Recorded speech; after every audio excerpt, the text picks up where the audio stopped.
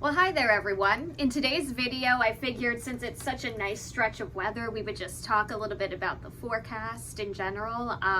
For today, some of the things that I've been noticing heading into the weekend, it seems like there are a couple of tweaks coming along that we might have to watch with the next system, particularly the Saturday system, which, spoiler alert, I guess, might not so much be a strictly Saturday system anymore. And then, still watching, if you were watching yesterday, today's Thursday as I'm recording this, so if you were watching Wednesday or yesterday, June 16th, you might have heard me talk about some tropical nonsense, and I'll touch on to whatever the latest with that is, which really isn't too much change with the stuff that we're watching for it, but still some stuff to talk about there nonetheless. And of course, I mean, the first official day of summer, of course, well, a little bit of a technicality here. Okay, so summer starts at 11:32 Sunday evening. Not quite a full day, obviously, because there's technically, 28 minutes left? So I guess Monday is technically the first full day of summer, but you get the point here where I say summer officially arrives this Sunday. So we'll talk a little bit about that too. Just maybe a few fun facts and whatnot. But since I'm sitting here at my workspace, we'll get started with the forecast. Today, I really don't see much change to today. We forecast 78 yesterday. We forecasted 78 yesterday. We got to 78. So I'm fairly confident in 79. I could see 80. I'll be honest here. I really could see 80. When we look at things, we look at what's called thicknesses. We look at heights at the upper levels of the atmosphere, roughly 500 millibars. And I tend to look at 850 temps just as a given, what do I look at most of the time? Sometimes if the situation calls for it, I'll look at other things.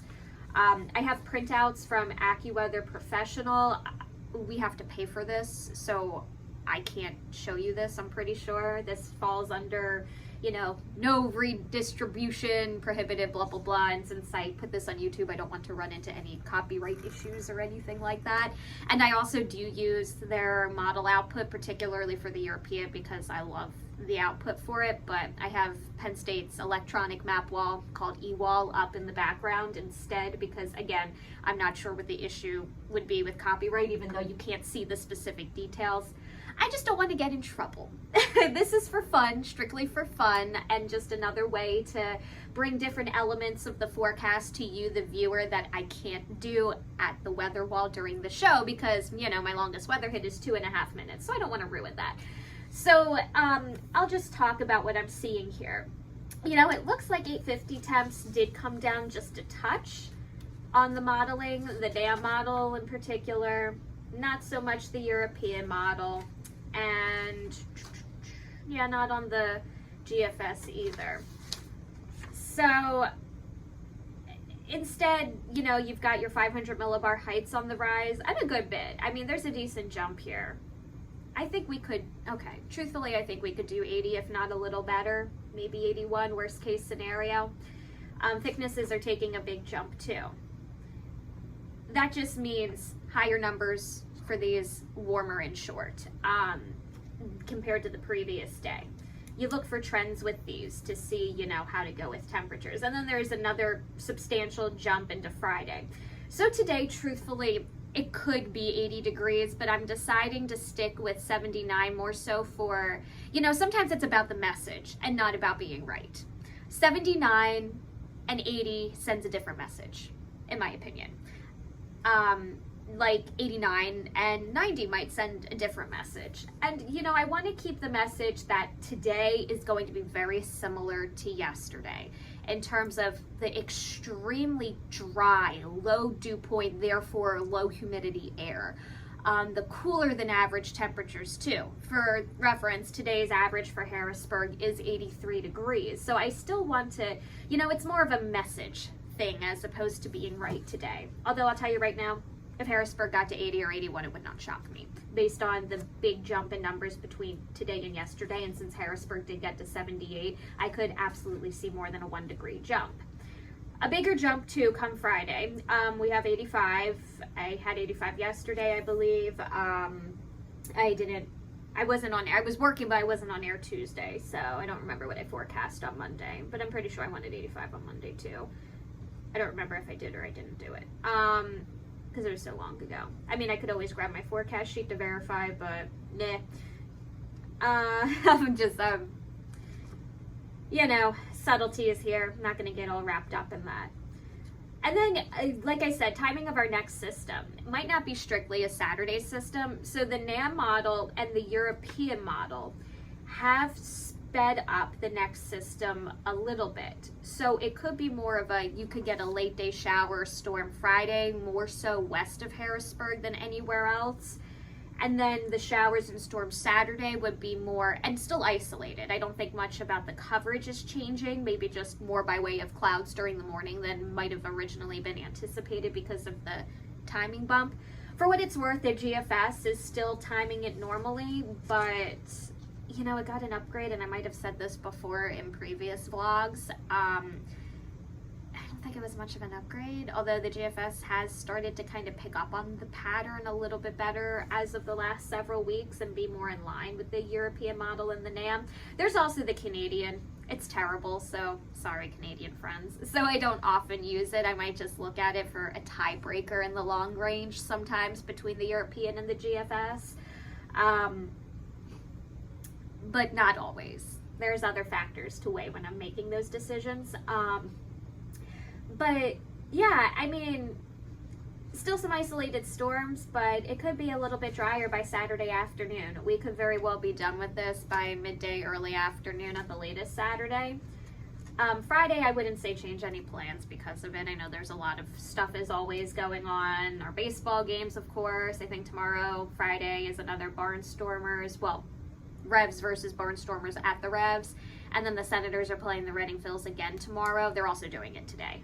But I don't think we have to worry about the games in general. I think for the most part, you know, just be prepared, be ready to go under any awnings or whatever, or go inside if you have to, but definitely not worth changing your plans. Same for Saturday.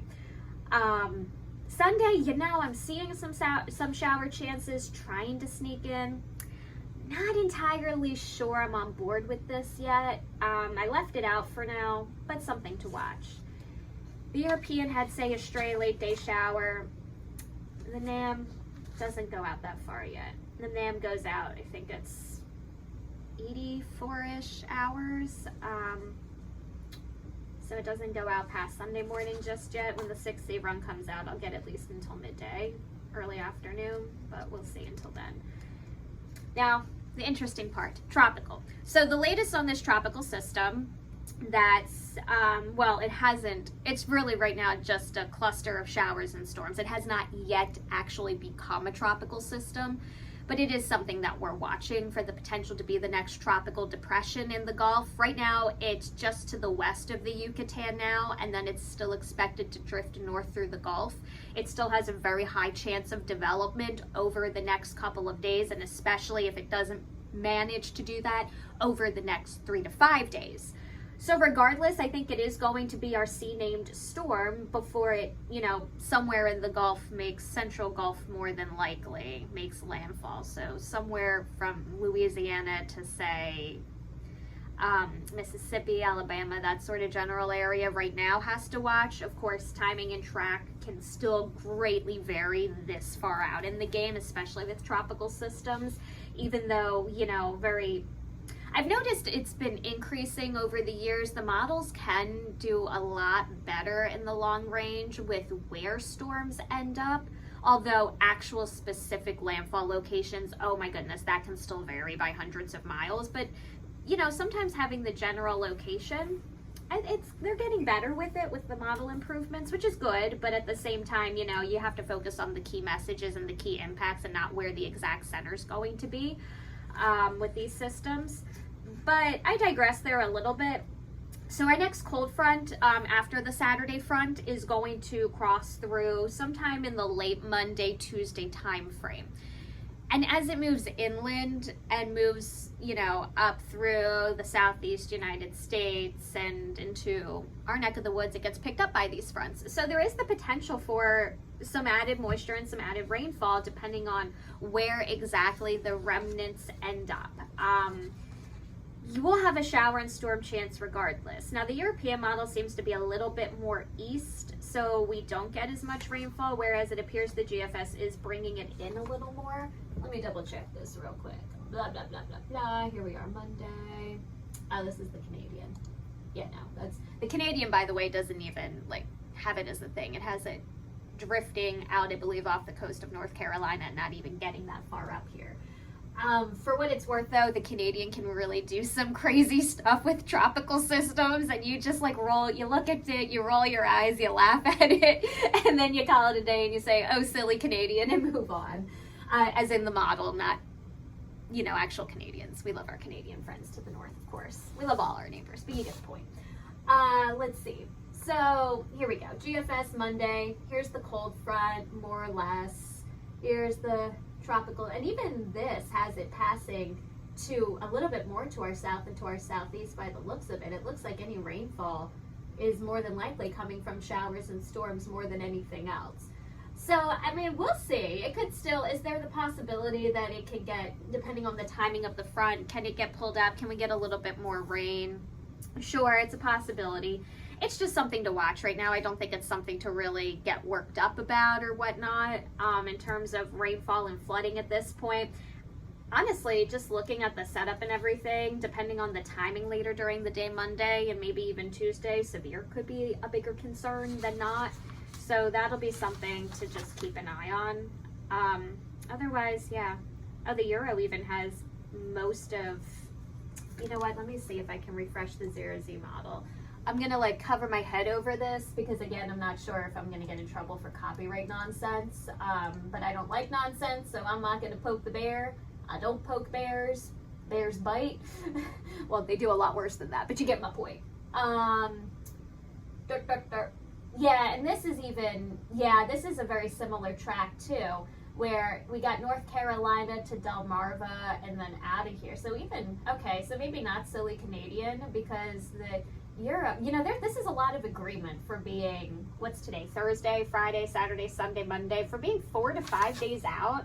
That's a decent amount of agreement. I'm almost suspicious of it because usually you don't get that. But we'll keep an eye on it. You know, it could come back in a little bit more. If that front slows down, that'll bring it back in a little closer to us. So, you know, you got to monitor for these things. Severe very well might be the bigger problem just by looking at this in the Monday, Tuesday time frame. But, you know, only time will tell as the models hone in on that and figure out their differences and whatnot. And maybe just continue to agree with each other. Who knows?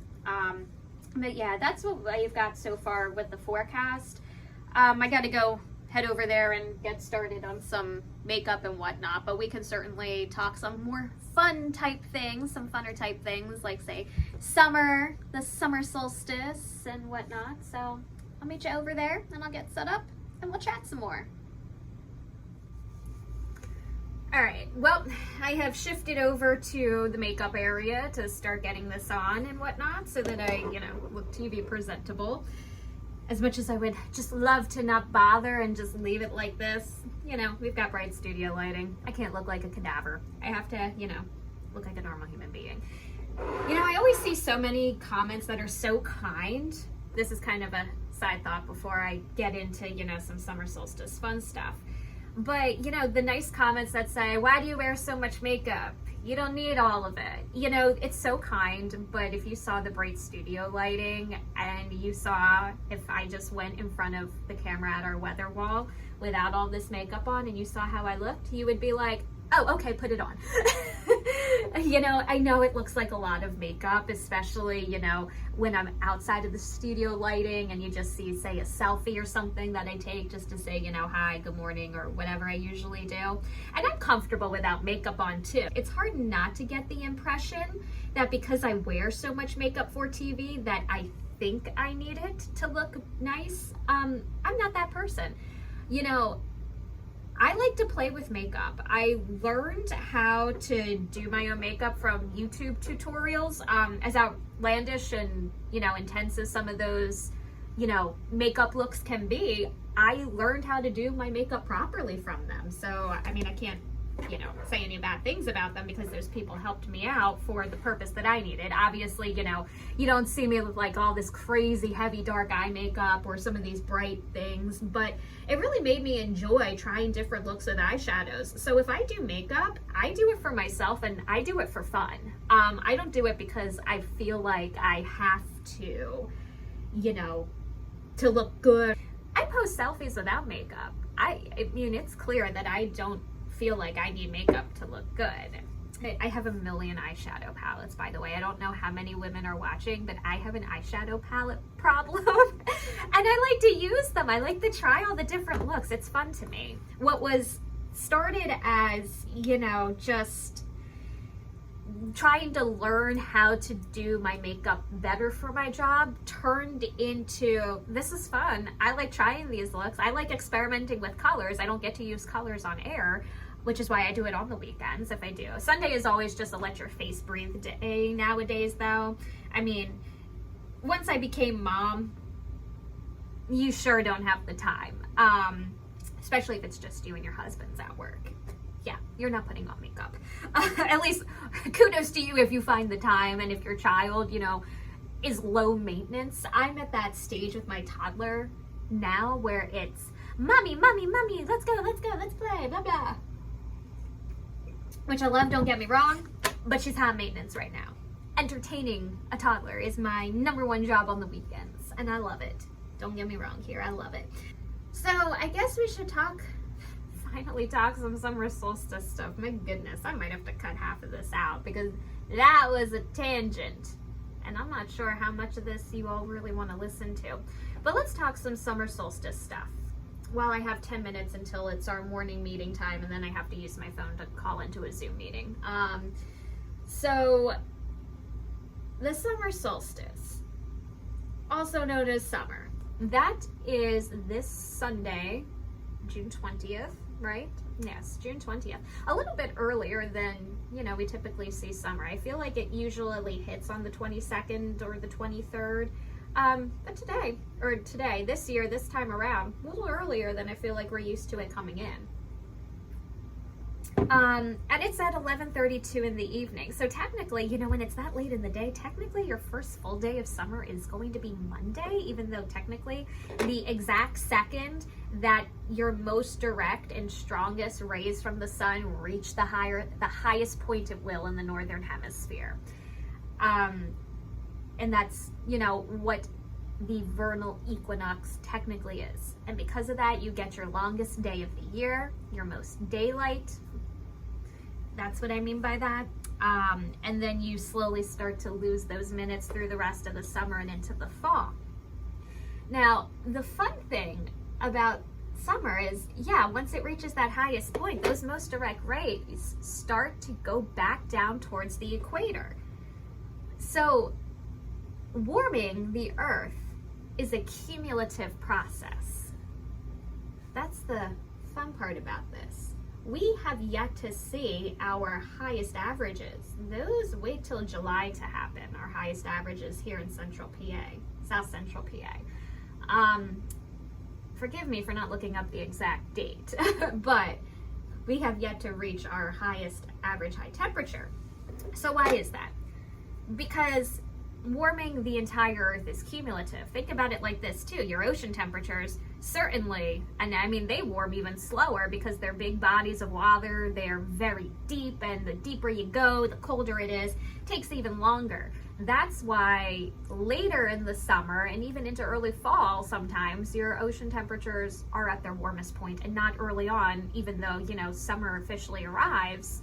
It takes time of having the strongest rays of the sun in the northern hemisphere in the general vicinity. It takes time to warm us and get to our warmer months. And when you think about it too, the effect on land, it's a little less. Continents though, especially depending upon where you live on, a continent, they take some time to warm too. There are other effects, although maybe not as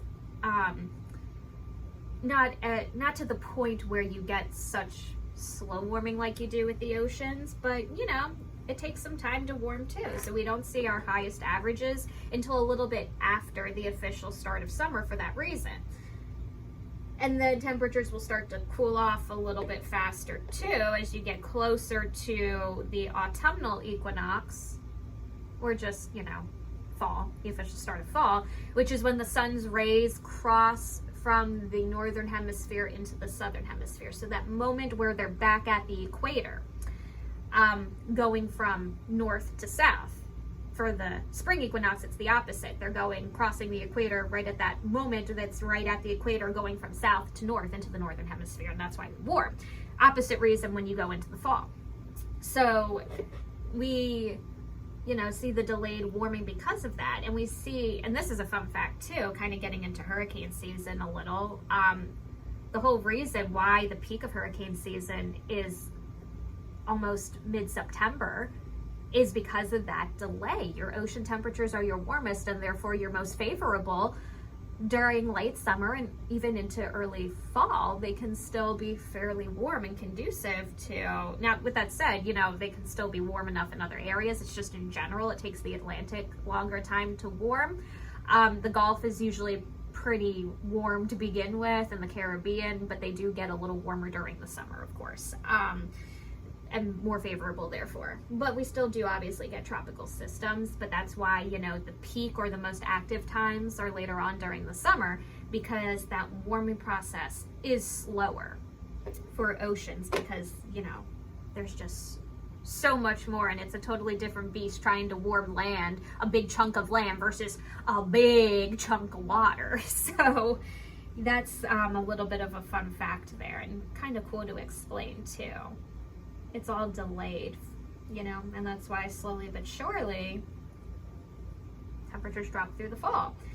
As, you know, the sun's rays slowly go to their lowest point that they'll reach in the southern hemisphere, furthest away from us, where we get the least direct sun rays and therefore the least amount of warming, and, you know, we cool off and we get the seasons. That's why here in the mid-latitudes where we're located, you know, we get such pronounced seasons, as opposed to, say, the poles where it's usually just very cold all year round, or the equator where it's just fairly warm all year round. We're in a cool spot for that, where we have these sort of effects and whatnot. Weather's really fun.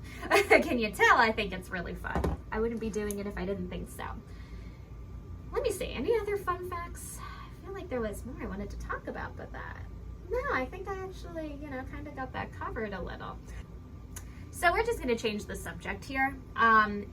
Something I just decided I wanted to talk about. So yesterday, I kind of got off tangent a little during one of my weather hits because I realized I was saying, roll down the windows. And then I realized, you know, that might be dating me, and maybe other people too, I don't know. I feel like especially the younger generations will have no clue soon what on earth roll down the windows means. Because remember, you know, power windows weren't always around. I remember my mom, she had it, and for my whole life too, they got the car new. So through my whole life, an 88 gray Astro van, and you had to roll those windows down. And I know, you know, power windows were probably out by then, but they, you know, not everybody was getting them. Nowadays, I feel like they're more standard, and it's not very common for them to not be standard anymore with newer cars, like backup cameras too. Gosh, backup cameras are amazing. I love them. But I digress, as always. So, something too that I was just thinking too hard on was, should I actually say roll down the windows? Like, how many people actually understand that reference now? Or maybe I'm thinking too hard on it, and still a lot of people, you know, even the younger generations. Gosh, I really, you know, I know I'm not very old, but it makes me feel very old to start thinking of these things, almost like, you know, cassette tapes and whatnot.